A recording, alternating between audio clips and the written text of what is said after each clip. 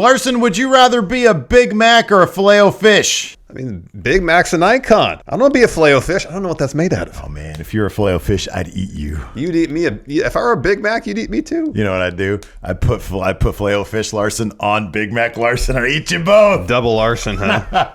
Welcome back to What Would You Rather Be? The question where we ask the question, what would you rather be? I'm kind of disturbed that you'd eat me. Oh, man, you'd be so delicious. Anyways, wow.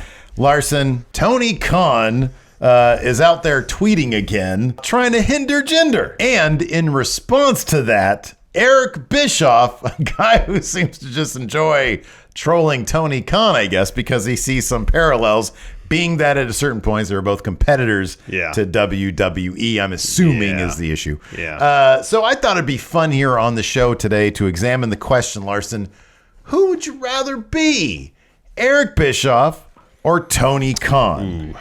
So, of course, you know Eric Bischoff.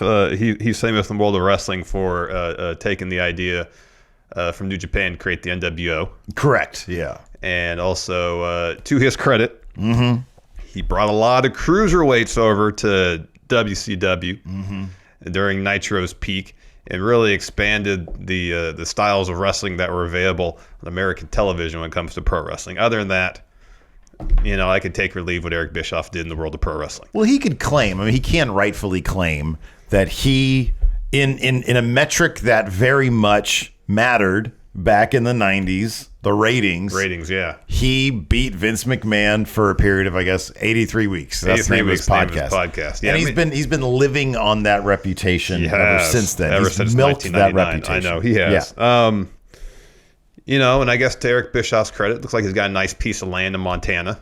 Oh, yeah. It looks like a really nice setup he's got there. Yeah. At the Bischoff estate. I mean, I guess the question would be, like, Eric Bischoff does have a certain legacy. He still has plenty of defenders. He's got plenty of supporters. Yeah, I suppose. He's the guy that took it to Vince McMahon and for a long period of time was winning in a certain metric. And then it all sort of collapsed because Vince McMahon sort of got his shit together. Yeah. But he does have that. He's got that legacy intact. Tony Khan is still very much a work in progress with AEW. Yeah. No, obviously. But, you know, for the first time in 20 or so years, WWE's had competition on cable television in the world of pro wrestling. And, you know, 4 years into the existence of AEW, you know, we've been plenty critical of some of their shortcomings, AEW, from a creative side of things. That being said, it seems like 4 years in, there's no sign that they're on the wane, that they're going to be going out of business anytime soon. Heck, with the next few months, they can sign a massive TV deal to ensure they're going to remain on cable television for years to come. Like, how long did Nitro actually last on TV? From 7 years. 7 years? It was 95 to 2001. Yeah. Yeah. So 6.5 years, 6+ years. Yeah. So I would say this: if Tony Khan, regardless if he can beat, he's never going to beat WWE in the ratings. Let's just dispel ourselves of that notion. At least not anytime soon. It's not going to happen. Okay. It's not going to happen. But if AEW can outlast the run of Nitro, I mean, that's saying something. Yeah, because, like, I don't know, WCW, so, like, WCW was around from, like, there was, like, a weird crossover between, like, WCW and the NWA period. But it was, like, what, 90? It's pretty much 92, 93 to 2001. So it was an 8 or 9 year period where WCW split off from the NWA. It wasn't Jim Crockett Promotions anymore. They rebranded it World Championship Wrestling and as its own kind of national promotion. Yeah, like 8 or 9 year run. Yeah. So, like, I don't know. I kind of feel like right now, look, number one, I don't know anybody who wouldn't rather be a billionaire than whatever millions Bischoff may have left over from his days. Yeah. I don't know what his podcast numbers are. But I mean, I guess, so here's a couple things also to consider. Bischoff never owned WCW. He tried, failed. But he was not able to own WCW. He said, God damn it.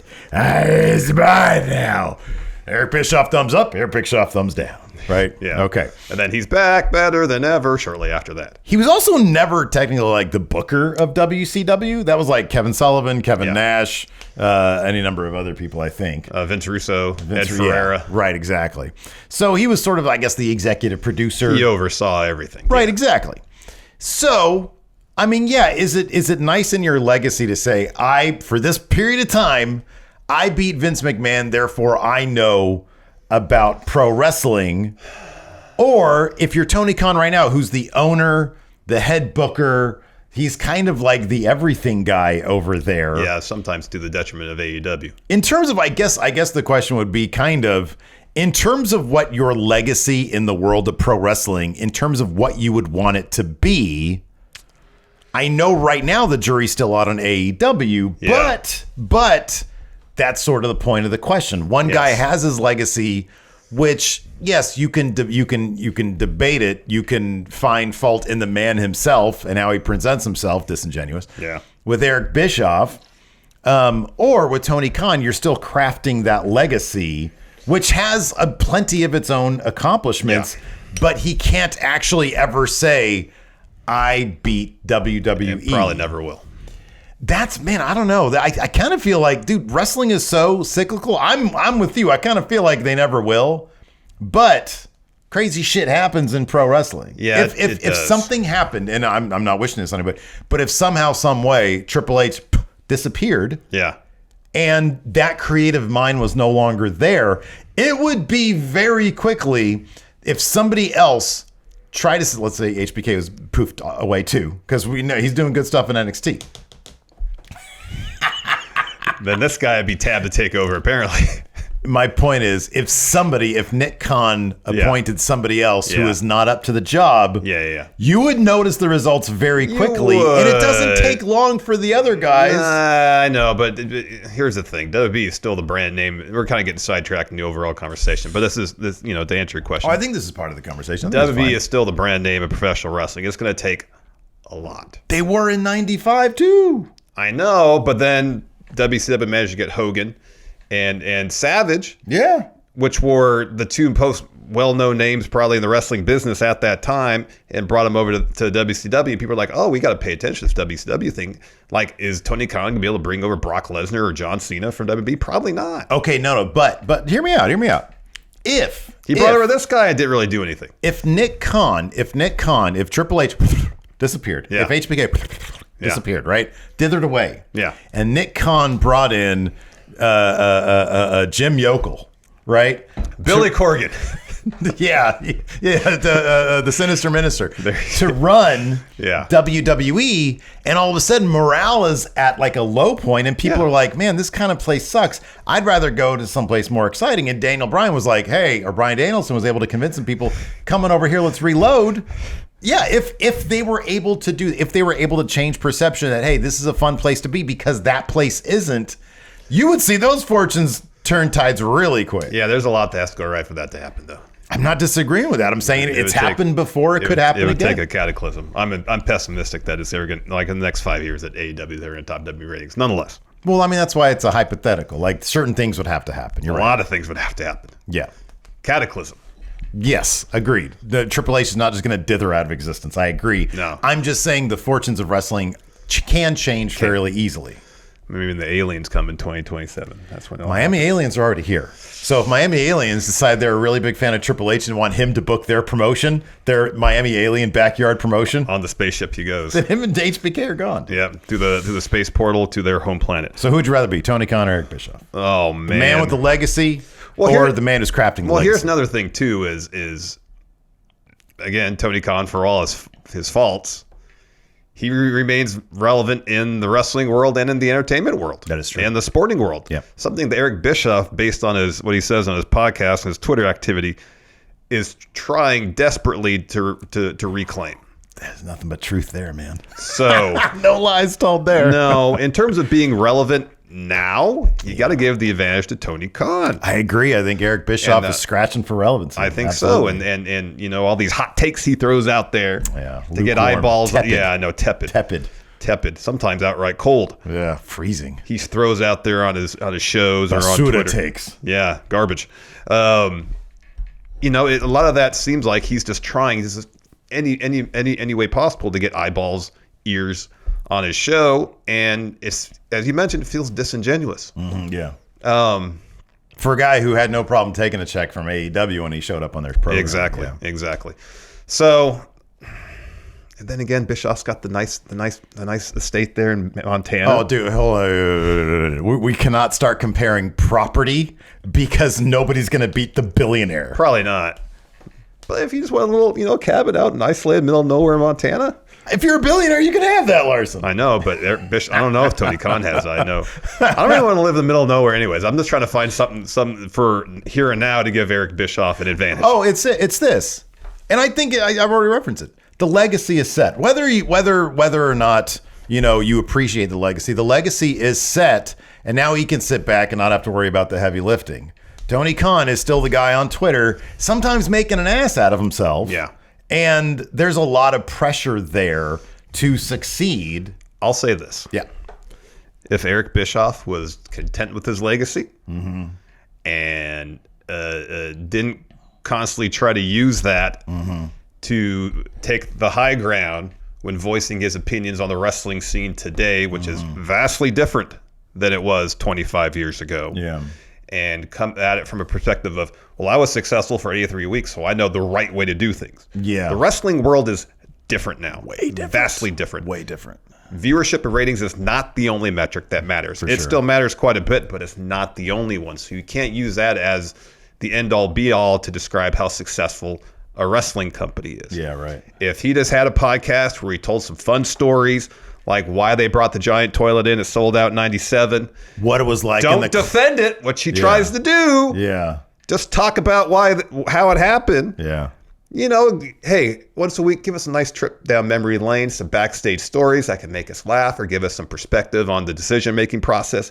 If that was his approach to things, I'd be like, all right, Bischoff he has a good place in the wrestling business. I will say this though. In his defense, here I think here's the problem with that. I'm not even gonna say it's a problem with that. I have listened to several episodes of 83 Weeks. So have I. A lot of it is that. I know a lot of it is that, but he'll always toss in, like, I listened to the Sold Out one. Because that's how you get the views and numbers. Oh, You got to do the takes, Like, that's the thing. It's one thing to have, to sit there and have a good time reviewing, like we did NXT or Impact. We had a lot of fun doing that. But, the numbers aren't going to be there unless you have, the big topics. I'll contrast with someone like Stone Cold.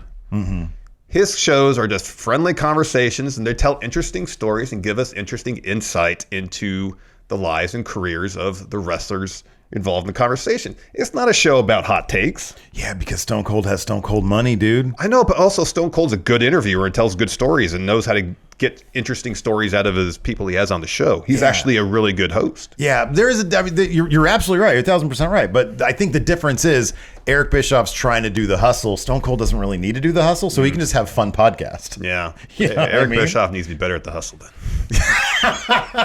Well, that's why you got to throw out those hot takes, man. That's why you got to throw out those hot takes. It's not really working for him, though. He puts that stuff out on Twitter. People are like, what the hell are you talking about, Eric? I know, but that's the thing, though. That kind of shit, that's why, I'd never take that route, but I understand that route does work in terms of gaining engagement. It does. So yeah, I don't know. Who would I rather be? I don't know. I'd probably rather be the guy who gets to control and own everything, Tony Khan. Well, you'd rather be the billionaire. Even if you take that out of it, like Billy Corgan. What? He's not a billionaire. No, he's got a lot of money, yeah. I'm saying he gets to own and control everything. Yeah. And he gets to do it his own way. I'm not saying that Billy Corgan is doing it the right way. No. I'm saying to be in the position of the guy who owns everything and is leading the way, that's a lot different than, Eric Bischoff wasn't Ted Turner. He didn't own WCW. No. Another thing that Eric Bischoff can claim is that he was a member of the NWO. Tony Khan can never be a member of the NWO. That's true. I bet he's sad about that too. Probably.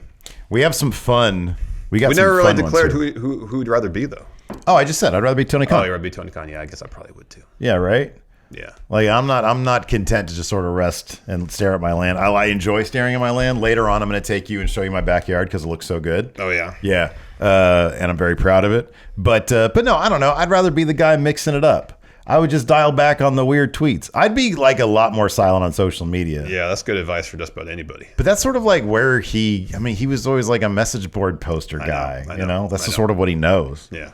Help support Friendo Club by going to patreon.com/Steven Larson or clicking join at youtube.com/Steven Larson. Access to bonus episodes, question threads for the Going In Raw podcast, and entry to our monthly wrestling predictions challenges. Join the Friendo Club today.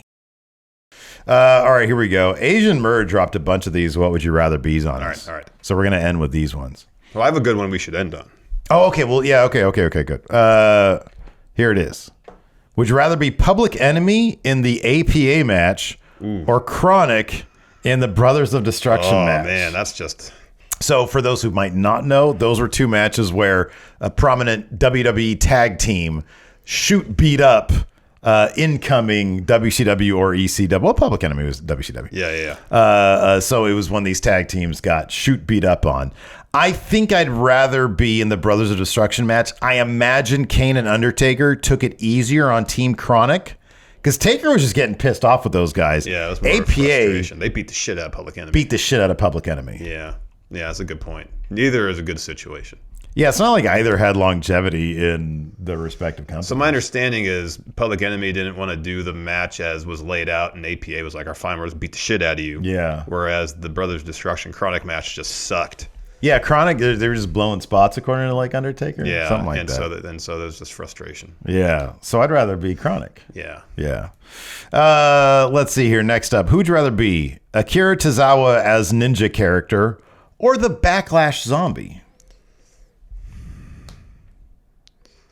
Well, there are many Backlash Zombies. I'd rather be Akira Tozawa Ninja.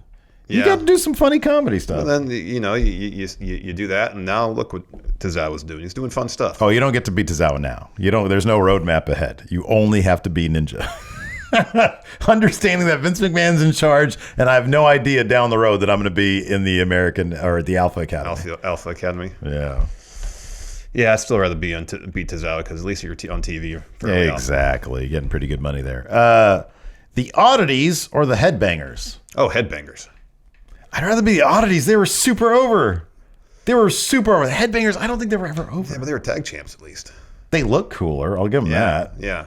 But I'd rather be the Oddities were really popular. Kind of, yeah, but they never really did anything. They had Kurgan. Uh-huh. A member of the three-man band or main roster Sanity. Ooh. Main roster Sanity was there for like a second. I'd rather be a three-man band. I mean, if you remember a three-man band, you got a 2 and 3 chance of being a future world champion. I know, exactly. And the other guy gets to be Heath Slater. Yeah, pretty good career. Yeah, it's a pretty good career. All right, man, what are we going to finish on? So, of course, we got the relaunch of TNA Wrestling happening this weekend at Hard to Kill. So, Steve, would you rather be Impact Wrestling? Mm-hmm, yeah. Or TNA?